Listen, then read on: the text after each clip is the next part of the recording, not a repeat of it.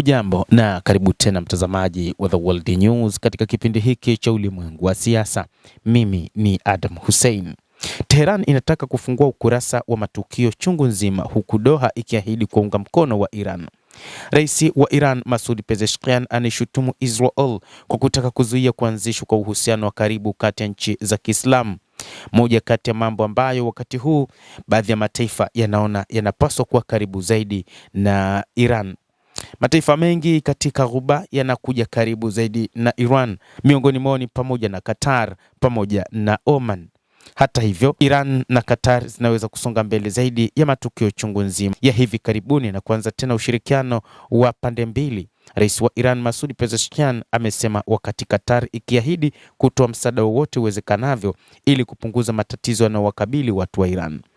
Matamshi hayo yalikuja wakati wa mkutano kati ya waziri mkuu wa Qatar Mohammed bin Abdulrahman Al Thani na rais wa Iran mjini Tehran mnamo jana Alhamisi, kwa mujibu wa shirika la habari la Iran la Tasnim. Pezeshkian alisema Iran na Qatar zilipanga kufanya mipango mingi ya pamoja, lakini vita vilichelewesha utekelezaji wa makubaliano na maendeleo ya uhusiano wa pande mbili. Hata hivyo, katika siku za hivi karibuni Iran imewekewa vikwazo vikali na Marekani, lakini bado baadhi ya nchi zimekuwa na msimamo kwamba zitaweza kuisaidia Iran. Maana katika vikwazo hivi wakati huu rais wa Marekani Donald Trump alivyovitangaza vya D-Day ni kwamba nchi yoyote ambayo itathubutu kushirikiana na Iran nayo pia itakuwa katika vikwazo.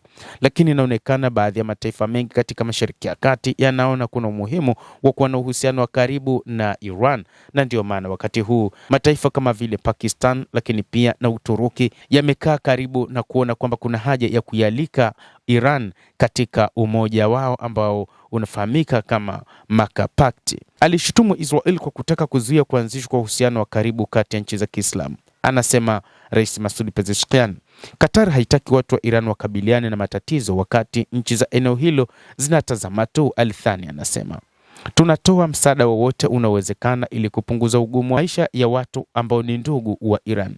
Shirika la habari la Iran la Tasnim limemnukuu akisema haki zote za kisheria za watu wa Iran lazima zitambuliwe. Pezeshkian aliongeza, Iran haihitaji chochote zaidi ya haki zake za kisheria na haitajisalimisha kwa shinikizo au uonevu, alisema. Hata hivyo, jambo kubwa ni heshima ya dhati. Sheikh Tamim bin Hamad Al Thani anamchukulia Pezeshkian kama ndugu na kwamba heshima ya kina na ya dhati inasalia kati ya nchi hizo mbili licha matukio hivi karibuni.